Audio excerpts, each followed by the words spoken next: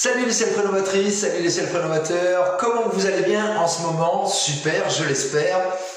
Je vais vous donner les 12 astuces indispensables pour pouvoir bien poser du carrelage grand format sur le sol.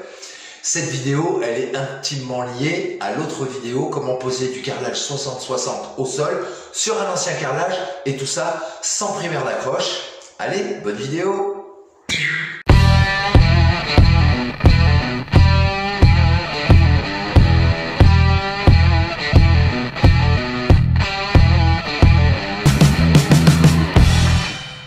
Si l'entrée de ta pièce se fait par une porte principale, ne cherche pas à poser ton carrelage directement dans l'échancrure de ta porte, dans le passage de ta porte.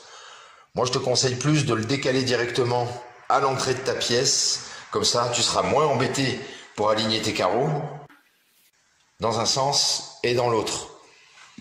Et surtout, si c'est comme moi là, qu'il y a une marche, ça permettra de changer de coloris en carrelage et ça permettra d'avoir un effet visuel qui permettra aux gens de ne pas se prendre la marche et de risquer de se casser la figure.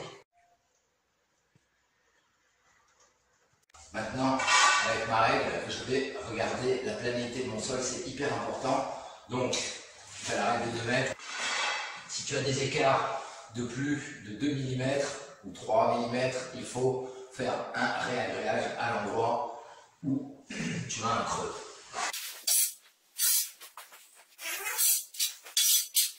Alors, si tu as des bosses, et bien par contre, à l'inverse, tu prends une meuleuse d'angle avec un disque, puis tu vas pouvoir gratter les endroits où tu as des bosses.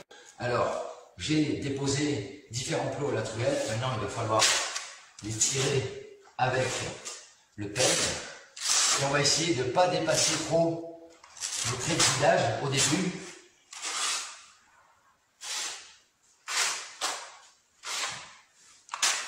Si tu as besoin, tu en rajoutes aux endroits où il y a besoin, hein, forcément. Maintenant, je vais beurrer le carreau.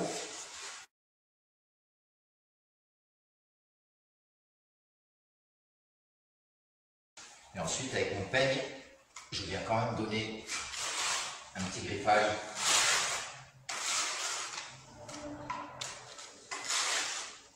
Là. Petite chose importante, avec une langue de chat ici, il faut venir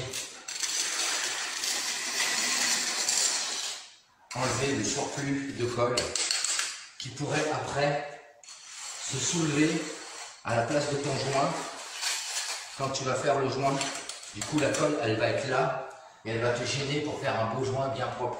Inutile de faire des quantités de colle astronomiques, ça sert à rien, surtout si tu peux pas tout poser dans la foulée. Autant faire des petits seaux comme ça, là c'est une vingtaine de kilos, et ça suffit largement. Parce que tu vas t'apercevoir que poser du 60-60, même si ça recouvre rapidement les sols, les carreaux sont lourds, il faut bien les poser, ça prend du temps de poser les petites cales de nivellement, donc inutile de faire des grosses quantités. Comme je vais travailler par demi-sac, pour avoir un sac divisé en 2 correct, je mets une barre de fer en dessous, je mets mon sac bien au milieu, un cutter. Comme ça, j'ai 2 demi-sacs bien répartis, d'égales proportions, et comme ça je peux bien travailler. Au fur et à mesure que tu vas poser ta colle et tes carreaux, si tu vois que ta colle elle commence à durcir ou elle n'est pas assez épaisse, ça ne sert à rien de rajouter de l'eau ou de rajouter de la poudre au fur et à mesure, parce que sinon tu vas diluer plus ta colle, elle va être moins résistante et tu vas avoir des accidents de carreaux après, c'est sûr.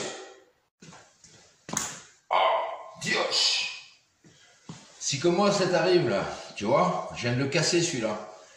Quand tu achètes ton petit ensemble là de croisillons et de cales auto-nivelantes, essaye de les prendre de couleur, comme ça te permettra de les voir et de ne pas marcher dessus toutes les 5 minutes et d'en casser des dizaines et des dizaines. Il faut laisser les coupes le long des cloisons, aux endroits où il y aura des meubles, à des endroits où ce sera caché. Il faut toujours laisser la pleine fleur du carrelage dans les parties les plus visibles. Quand tes croisillons ils sont pas collés correctement au bord là. Prochain carreau que je vais poser ici, au lieu d'avoir 3 mm l'épaisseur de mon croisillon, je vais avoir 4 ou 5 mm ici. et de l'autre côté, je vais être bien. Donc là, en fait, pas de panique. Ici, c'était le cas. Eh bien, ce que j'ai fait, avec une meuleuse d'angle, je suis passé en dessous, j'ai coupé tout, j'ai nettoyé dessous, et comme ça, on peut en remettre un nouveau. Et là, je suis bien contre, j'aurai pas de problème de calage. Lorsque tu reprends ton collage pour tes carreaux sur les côtés, eh bien, vérifie et assure-toi que tu aies bien nettoyé tous les passages de petits clips, là, ici, pour faire ton nivellement, que tout soit propre, qu'il n'y ait pas de colle qui dépasse sur les bords, parce que sinon, ça va faire lever tes prochains carreaux. Pour enlever les plaques de nivellement, il n'y a rien de compliqué, une massette, voilà.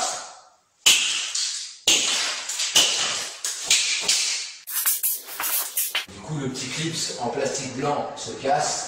Et tu peux récupérer les cales, alors elles sont réutilisables, merci, tu n'auras plus qu'à racheter juste des petits clips de calage. Je vais prendre du scotch de masquage, de peinture, et je viens le poser sur mon carreau, aux endroits de mes coupes. Voilà ce que ça donne, on voit quand même mes tracés en transparence. Je vais pouvoir donc me servir de ma meuleuse d'angle et le fait d'avoir mis des petits bouts de scotch va empêcher le disque diamant de faire des écailles sur le carreau. Bon, maintenant je te montre comment faire les coupes sur les côtés. Tu prends ton carreau, tu l'alignes ici, contre la cloison et contre ton carreau ici en bas. Et tu viens prendre la mesure comme ça, là, et tu retranches 5 mm. Ensuite, ton carreau, tu le fais juste basculer comme ceci, et tu viens prendre la mesure en haut de ton carreau, comme ça. Tu fais la même chose, tu poses ton carreau, tu l'alignes contre la cloison, tu l'alignes sur ta ligne de carreau, et tu viens faire ta mesure, moins 5 mm. Et ensuite, tu n'as plus qu'à tracer, couper, et en fait tu n'auras juste qu'à retourner ton carreau et tu pourras l'installer directement à l'endroit où tu as besoin. Ça va rentrer nickel. Tous mes carreaux, je les ai coupés comme ça. Même dans une petite pièce comme ici, ne t'entête pas à vouloir tout carreler d'un coup. Commence par la pleine fleur, les carreaux entiers, puis ensuite, après le séchage, au bout de 36 à 48 heures, tu t'occupes de poser tes coupes. Si tu as été très généreux dans ton double encollage et qu'une fois que tout est sec, tu as des remontées de colle entre tes carreaux, eh ben c'est pas bon. Donc, petite astuce, tu prends une meuleuse d'angle avec un disque à tronçonner très fin, voilà.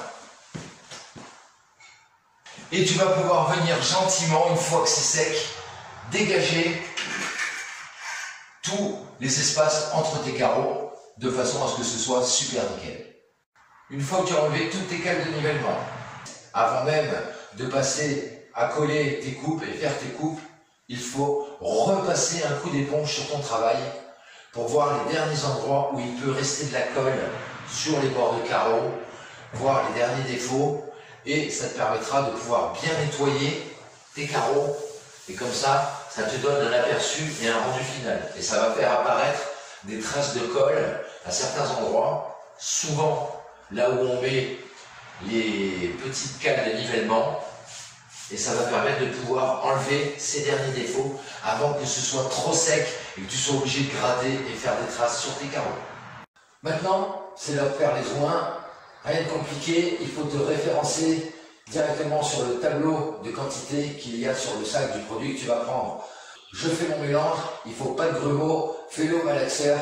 Là, fais mètre carré par mètre carré. S'il faut que tu refasses de la camelote, refais de la camelote, ça évitera que tu te casses la tête. Pour la pose, moi je vais utiliser ce produit. Alors c'est comme une taloche, en fait c'est une canne à poncer, mais surtout ce qui m'intéresse, c'est qu'ici j'ai une bande de caoutchouc. Et en fait c'est comme une taloche caoutchouc pour carreleur, sauf que celle-là j'ai payé 1,20 €. Voilà.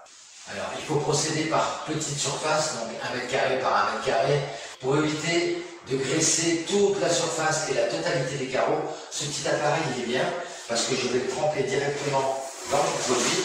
Et ensuite, je vais venir appliquer le produit en diagonale. Voilà, comme ceci. Le fait d'appliquer ma colle à joint en diagonale, ça va éviter d'enlever le produit si je passe dans ce sens-là. Si je passe comme ça, je vais enlever mon produit, je vais enlever de la quantité. Donc, toujours en diagonale. Et on passe dans les deux sens. Alors c'est pareil, plus tu vas récupérer de la camelote, moins tu auras de nettoyage à faire. C'est pour cela qu'on te dit qu'au bout de 20 à 30 minutes, il faut commencer à faire le lissage. Donc c'est pour ça qu'il ne faut pas faire des grandes surfaces d'un coup, sinon après tu vas être obligé de courir pour faire ton lissage, surtout si tu es tout seul. Donc là ce que je vais utiliser une taloche éponge, une taloche de maçon, taloche éponge. Alors je vais la mouiller un peu, voilà, et bien l'essorer. Et donc on va commencer à lisser tous les joints pour enlever le surplus qu'il y a partout. Il faut bien rincer après la taloche. C'est pour ça que j'utilise un grand bac. Et après, une fois que c'est fait comme ça, eh bien je viens nettoyer les joints.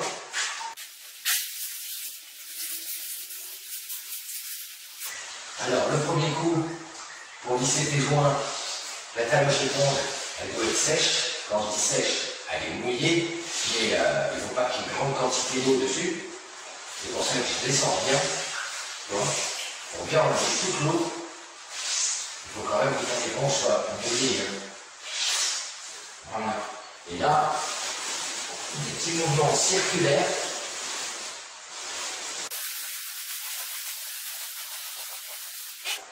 Là, on rase bien la taloche. Là, je la laisse un peu plus humide, un peu plus imbibée d'eau, et je vais pouvoir bien nettoyer du carreau.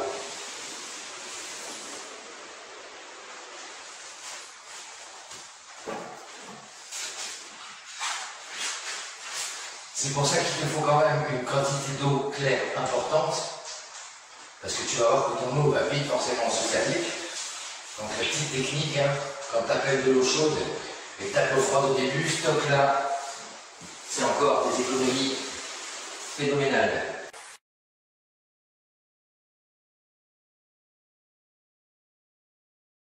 Après 3 à 4 heures de séchage, tu prends un petit chiffon, tu le mets en boule. Et il faut frotter tous les joints. Voilà, ça va enlever les derniers dépôts de pâte qui restent en poudre un peu sur tes joints. Bon, ben voilà, t'as vu, rien de compliqué. Alors il faut regarder la deuxième vidéo, comme ça tu auras vraiment la totalité, le rendu final. Mais déjà, ça te donne des petites astuces supplémentaires. Des fois on se creuse la tête comment faire, c'est pas évident. Attention, je suis pas un professionnel non plus. Et c'est adapté à cette pièce ici. Merci beaucoup de votre fidélité. N'hésitez pas à laisser des petits commentaires si vous avez des choses intéressantes à dire sur cette vidéo. Et comme je vous le dis toujours, pensez à la récup. Hein. Cette pièce, 95%, c'est que de la récup. Le carrelage au sol, c'est que de la récup. Le carrelage au mur ici derrière, c'est que de la récup. Donc c'est primordial pour pouvoir faire ce qu'on veut, quand on veut, et que ça coûte beaucoup moins cher. Comme d'habitude, soyez inventifs, créatifs et ingénieux, surtout restez-le et prenez bien votre temps pour tout le temps faire de votre mieux. Du super bon boulot et je vous dis à bientôt pour une nouvelle vidéo de Renault. Salut les builders!